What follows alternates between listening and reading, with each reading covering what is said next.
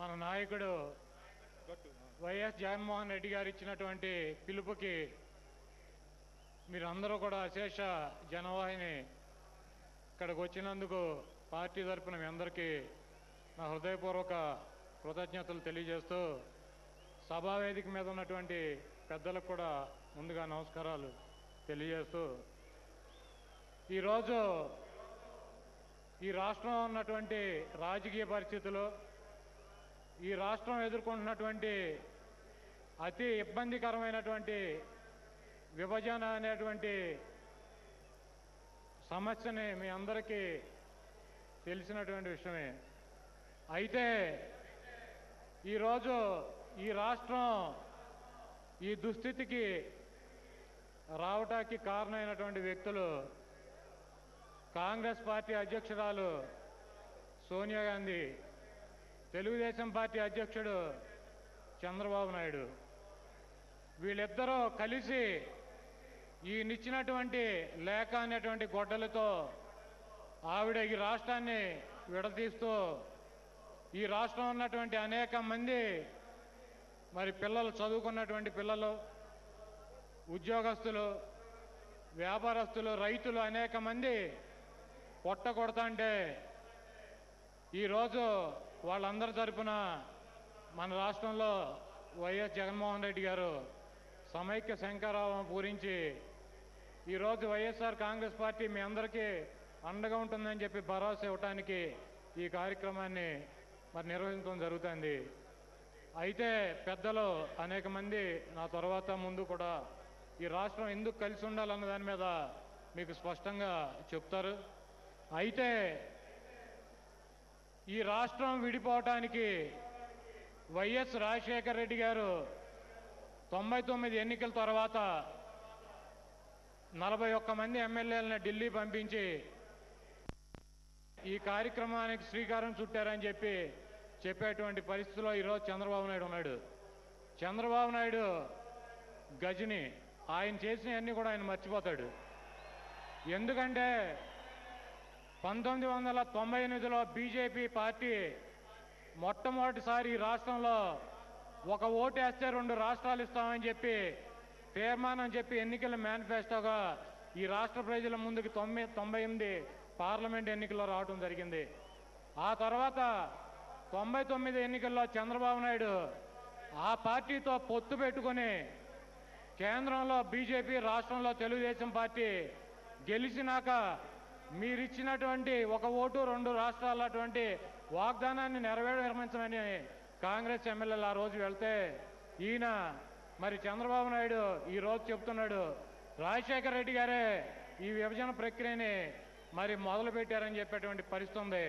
కాబట్టి ఈ విభజన ప్రక్రియను మొదలుపెట్టినటువంటి దుర్మార్గుడు కూడా చంద్రబాబు నాయుడే. ఈరోజు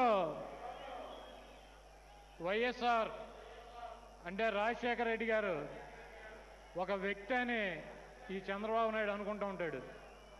ఎందుకంటే ఆయన ఒక వ్యక్తిగా రాజకీయ జీవితాన్ని మొదలుపెట్టి ఒక శాసనసభ్యుడిగా, ఒక పార్లమెంటు సభ్యుడిగా, ఒక ముఖ్యమంత్రిగా ఈ రాష్ట్రంలో ప్రజలు పడుతున్నటువంటి అనేక కష్టాలని, నష్టాలని దగ్గర నుంచి చూసినటువంటి వ్యక్తిగా అనేక సంక్షేమ కార్యక్రమాలను తీసుకువచ్చి వాళ్ళ గుండెల్లో గూడు కట్టుకుపోయినటువంటి వ్యక్తి రాజశేఖర రెడ్డి గారు.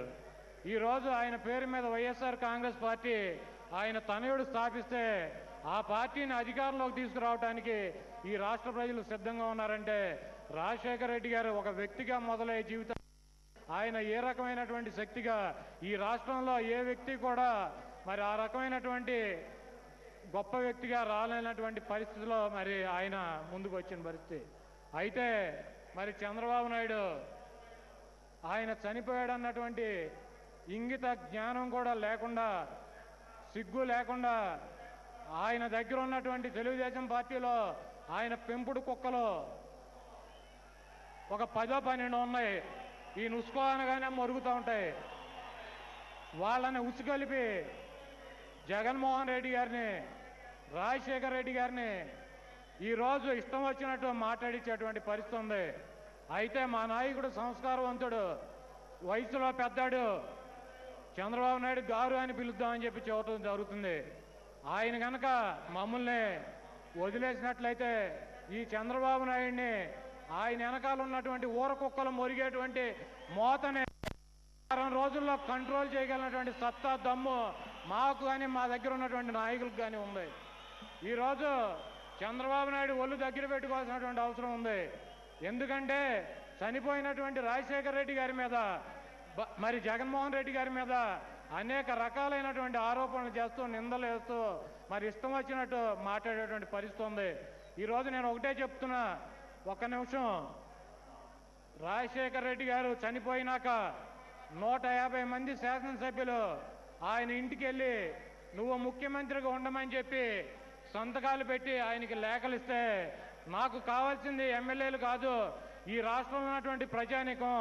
వాళ్ళు ఇచ్చినటువంటి తీర్పుకు నేను కట్టుబడి ఉంటా, వాళ్ళు ఇచ్చినటువంటి పదవి నేను తీసుకుంటానని చెప్పి మరి ఎమ్మెల్యేలను కాదని ఆ అధికారంలో ఉన్నటువంటి కాంగ్రెస్ పార్టీని కాదని చెప్పి ఆయన ప్రజల ముందుకు వచ్చి పార్టీ స్థాపించి మీరు ఏ పదవి ఇచ్చినా కూడా ముఖ్యమంత్రి లేకపోతే ప్రతిపక్ష పాత్ర లేకపోతే ఎంపీనా మీరు ఏ స్థానం ఇచ్చినా కూడా దానికి కట్టుబడి ఉంటానని చెప్పి ఆయన రాజకీయ జీవితాన్ని 10 కోట్ల మంది జనం ముందు పెట్టినటువంటి వ్యక్తి జగన్మోహన్ రెడ్డి గారు.